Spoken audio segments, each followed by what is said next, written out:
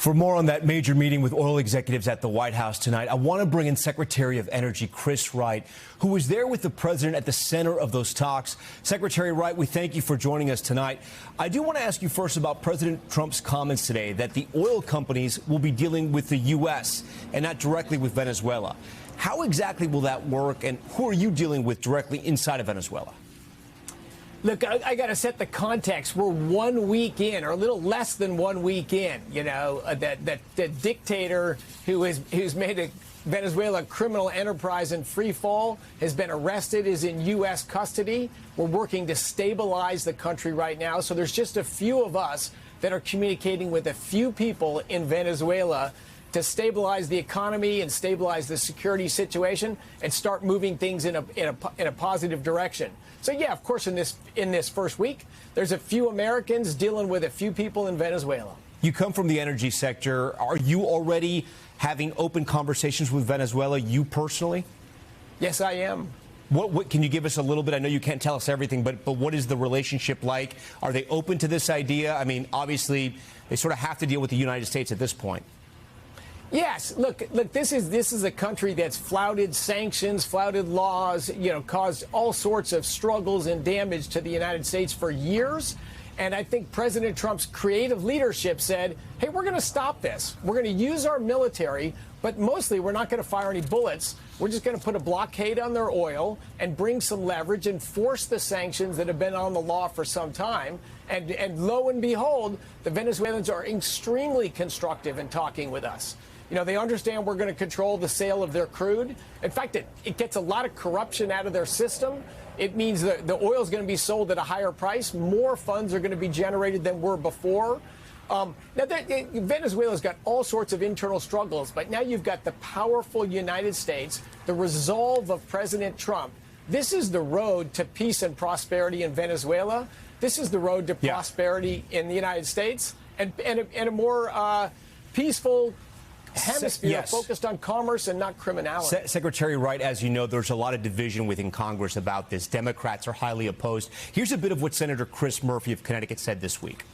This is an insane plan.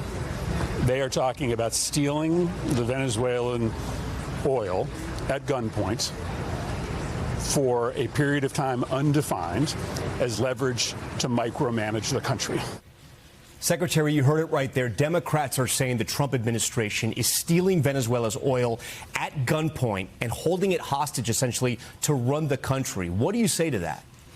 Oh, complete nonsense. Both of the premises are just ridiculous. Number one, we're not stealing anyone's oil. We're marketing that oil, putting it into accounts controlled by the U.S. government and sending funds to Venezuela. We sent more money to Venezuela, to their central authorities today, than they've seen in months.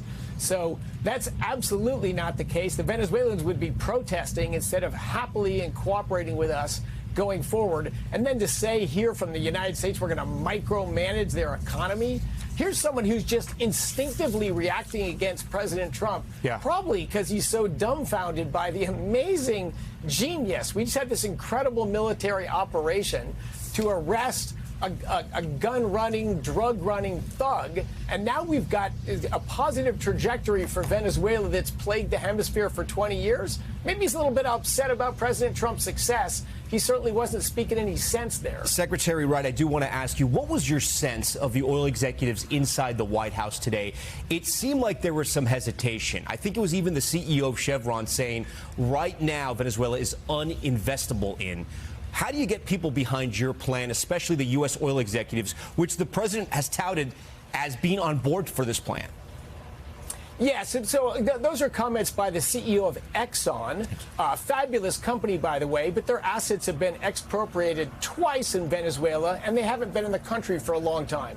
Chevron, on the other hand, is the largest producer in Venezuela today, and said with President Trump's action and what's happening now, they have plans to grow their production by 50% in the next 18 to 24 months. And that from the largest producer in Venezuela. That's tremendous. That is rapid growth in oil production from just one American producer already on the ground in Venezuela. Even Republicans who support President Trump are a bit hesitant. Republican Senator of North Dakota, Kevin Cramer, telling Politico this week. I'm going to read it to you. He said the U.S. controlling oil revenues would provide important leverage over Venezuela's government, given the fragile state of its economy. As long as we can control how they spend it, that could be really an important part of rebuilding the country and democracy in the region. Cramer said after the briefing, going on to say, as long as it's not sold at discount, I probably don't have a big problem with it, as long as they aren't going to use that dirty, cheap oil to flood the market. What do you say to that, right? Because the U.S. is producing oil and selling that oil. Yes, we are. And of course, the oil is not being sold at a discount. It's being auctioned off and sold in the marketplace the way all crude is sold globally. So, no, we're trying to maximize the value we get for each barrel that's sold. But when you bring more oil on the market, is that going to be downward pressure on oil prices? Absolutely. But if you push oil prices down, you make gasoline and diesel and travel for Americans cheaper. That's center of President Trump's agenda. He's not here to help this industry or that industry. President Trump's agenda is to help the American people. You know, it's a complicated process. Your background is in energy. To get that oil out of that ground, to get it safely into barrels, to get it safely shipped out. The president spoke sort of in vague terms about the protection to the oil companies. What does that look like, right? Because you're going to have a lot of oil workers out there working either in oil fields or on platforms. How will you protect them? So, look, there's lots of oil field workers in Venezuela today. There's lots of Americans there. Of course, the vast majority of the work is done by Venezuelans, and they've been working in unsafe and rough conditions. Unfortunately, they've tolerated it. We're going to pivot. A week from now, things are not going to be like Midland, Texas, but they're going to be better than they were before President Trump's actions. Will they be targets? Do you think they're going to be targets, Mr. Secretary? I sure hope not. But look, there's going to be some instability in Venezuela for sure. We have to deal with that. Now we have the tools, the authority, and I think the alliance of the top interim authorities in Venezuela as our partners. So I think the situation is going to improve. But are there risks in a country that's changing trajectory just in the last week? Sure, there's going to be risks. How does the math work for you when Chavez nationalized the oil fields out there in the entire oil industry? American companies lost infrastructure. They lost profits. It's been, I think, almost 20 years since that happened. Do we add interest to that? Is that money owed back to American companies, and how is that repaid?